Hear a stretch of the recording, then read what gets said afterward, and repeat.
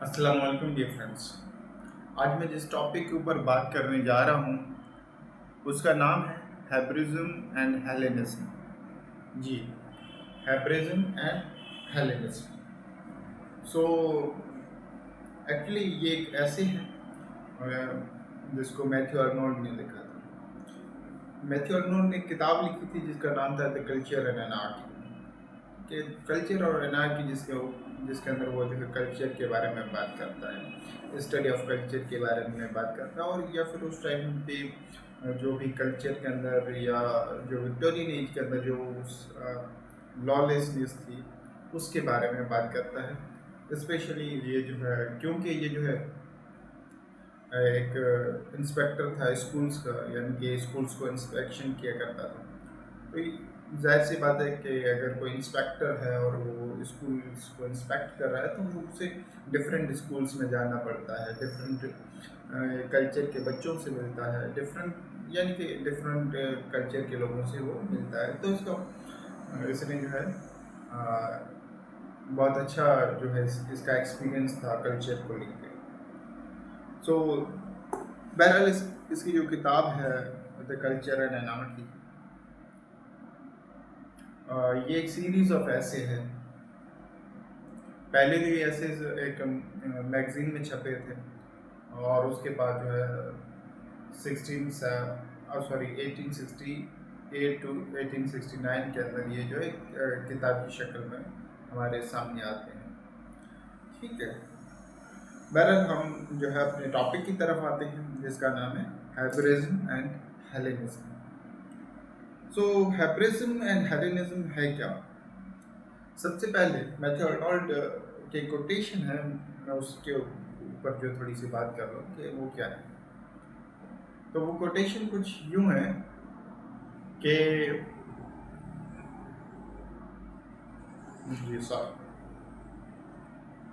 तो Matthew Arnold ने quotation जो है कोट की है अपनी इस ऐसे के अंदर, जो फर्स्ट पैराग्राफ है उसके अंदर ये लिखी है, वो ये कि first never go against the best light you have, secondly take care that your light be not darkness. ठीक है, तो अगर इस कोटेशन से अगर समझना चाहें तो वो ये क्या है, वो बात करता है लाइट की। लाइट से मुराद है गाइडेंस की। ठीक है, वो कहता है कि आपके पास जो अच्छी गाइडेंस, जो कि एक इफेक्टिव गाइडेंस है, आप कभी भी उसके अगेंस्ट ना जाएं।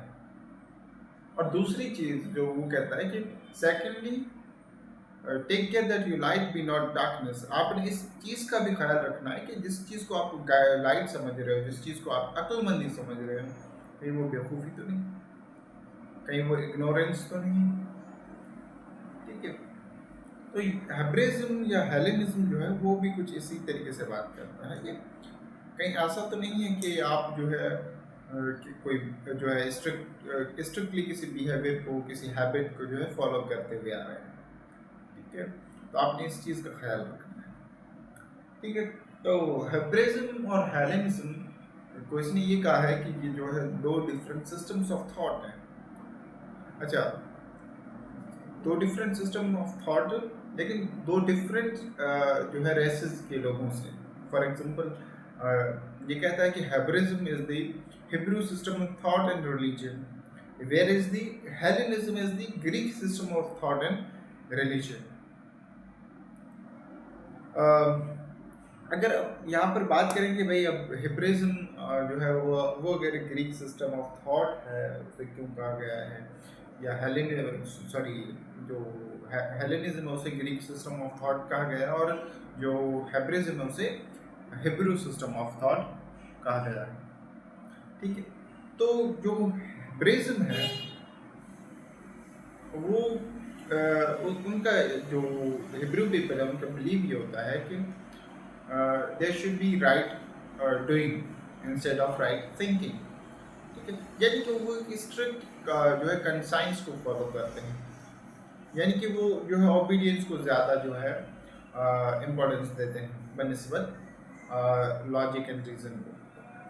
ठीक है, या फिर आप ये कहें कि ये जो हेब्रिज्म है ये जो है एक सेमेटिक ग्रोथ है।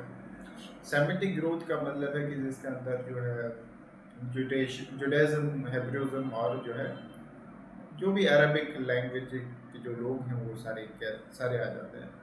अब क्योंकि आपको पता है कि ये जितने भी रिलीजियस माइंड के जो भी लोग होते हैं,